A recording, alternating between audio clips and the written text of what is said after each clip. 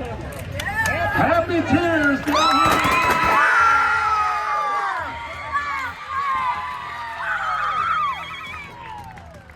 So, Blaze, you're the son of AJ Sanders, as I call him, the man, the myth, the legend. Right. You're also brothers to other guys that have driven, and so your grandfather drove. Right. Racing just runs in your blood. So, tell me about what racing means to you and what your family of racing means and things like that. Well, see, I've always grown up around racing with my grandpa and other things. Like, he's always been, I was his main guy. Like, I had my brothers that raced, but growing up when I was little, my grandpa always thought, I was going to be the one to take over when my dad was done. So when he died, he had like a disease. We never drank. He had disease and passed away. So that kind of was like bad for me because I was his main man. And watching my dad as a kid come over here every week, I've never missed a race in my life here because I was probably 6, 7 months old. Never in my life have I missed a race. So being here and just being around the cars, being around people, you can interact with people, get to know people. It's just a fun thing to do around here, and I think it's really helped me a lot as a person. And then just going into racing, like just having my dad right beside me as a mentor, and he knows what's best, especially for these cars like this.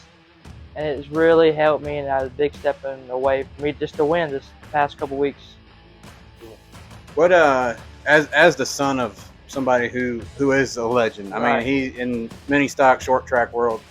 You go there and mention the name AJ Sanders. If the person has never heard that name, they're obviously new on the scene or just never watched anything to do with mini stock racing specifically. Growing up around that, what point? You mentioned your grandfather kind of saying you're the one that's going to carry it on when your dad's done. But at what point did you kind of feel that you do have it in you to kind of carry on the mantle for the Sanders family? But the first race of the season, like last year when I first started, last year was my rookie year here, and the first race of the season, I finished like 7th. I led it a few laps, and I was like, man, this is something good. I thought, hey, I just got some work to do.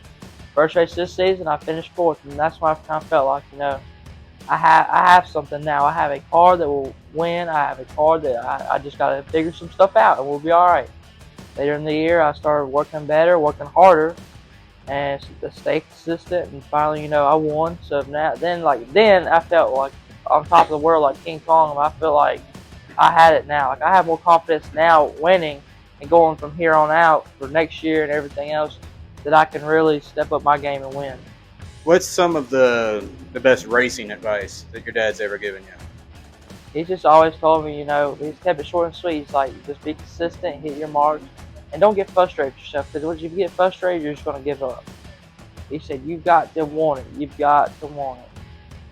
He said, you just got to stay out here and work at it. He don't care how long it ever took. He said, you've got to stay in the shop. Yeah. What's some of the best life advice that he's given you? He's always told me, you play stupid games, you win stupid prizes. So he said, just keep your head on a swivel and just do the right thing even when nobody's looking.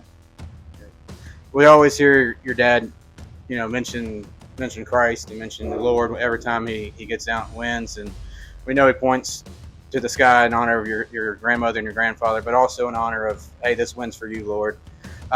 Where at such a young age of 15 years old, where does faith kind of lie in on how you want to carry yourself moving forward in your career? Right. I always want to thank Jesus when I get out of the car, man. Like if I really have not done anything, like it's all for Him. Like I would not be here right now if it wasn't for Him, and He's helped me a tremendous. And when I won, every lap I said, please Lord, going down back to front stretch, I was like, please Lord, just let me leave at least one more lap. Just praying, just hoping, because you really don't know. It's just in God's hands. I'm one of those people who's just like, it is what it is. It's just whatever He wants to happen is going to happen, and I always make sure. I mean, I don't pray as much as I should, but especially like when I need it, it's always answered, and I've always believed that. Good. So at 15 years old, you know that you're actually now officially the youngest winner in Bowman Gray history. But at 15, you do have a lot of life to go. What are some career aspects that you kind of hope to achieve over, let's say, just the next 3 to 5 years first, because it's kind of crazy to ask you to Right. think 20 years, but 3 to 5 years I think is a fair amount of time to ask what's your kind of Right. goals for.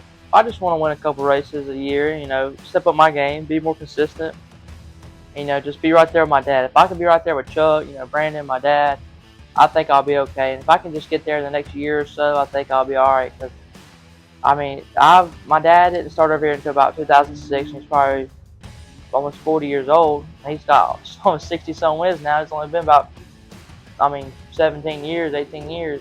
That's pretty good. But if I can start now, I feel like in the next 3 or 5 years, I want to at least have a championship over here and go ahead and start following those footsteps. And as long as I listen, I think I'll be all right. What's some advice? So I got my son over here. He's being shy. I don't want to get on camera. But what's some? I mean, you guys, it's like 6 years, so it's really close in age, But Right. somebody like him or like somebody else that really loves racing might want to get involved, whether it be behind the wheel or helping out in the pits. What's some advice that you would give somebody a little younger than you, or maybe even somebody your age? What's something you would say to them to kind of push them along? Just, never give up on your dreams. At one point, I was down the dumps. I was just thought I would never have it. Never ever thought about winning. I just thought it was over. So at the young age, you don't know what you want to do, and anybody that wants to chase their dreams, I say do it, because anything you can amount to, just believe in God, and God's got a plan for you, and I think you can do anything you put your mind to. Awesome. Is there anything you want to say to any family members or friends out there that might watch this? Well, I just want to say thank you to everybody that's been a part of my journey. Last year, the first year I ever started at Caraway and stuff, and this year's been a tremendous year for me. It's been an up and down year, but it's been good. I've always had great sponsors like Carolina Trad Choice Realty. She's been here in my hood for as long as I've started, and she's been a big supporter in anything I needed. And Twin City Towing, he's been a big part, and y'all with FastFaith and Danny and Gray, Cars and Toys, and Dean's Tree Service come on this year. I mean, he's a tremendous help. I mean, it's just crazy to think that all these people, like Justin Whitaker, he actually, when I first started, my first car was his car. He drove here, and he won it. And now that I can do it, I think I've got a lot of stuff that I can work on and get a lot better. But I want to thank all my friends, family, everybody stood past me past the weeks. Some people, said I'd never win a race. Some people said I could win a race. And all the haters, if you hate me, you love me, I still do it no matter what.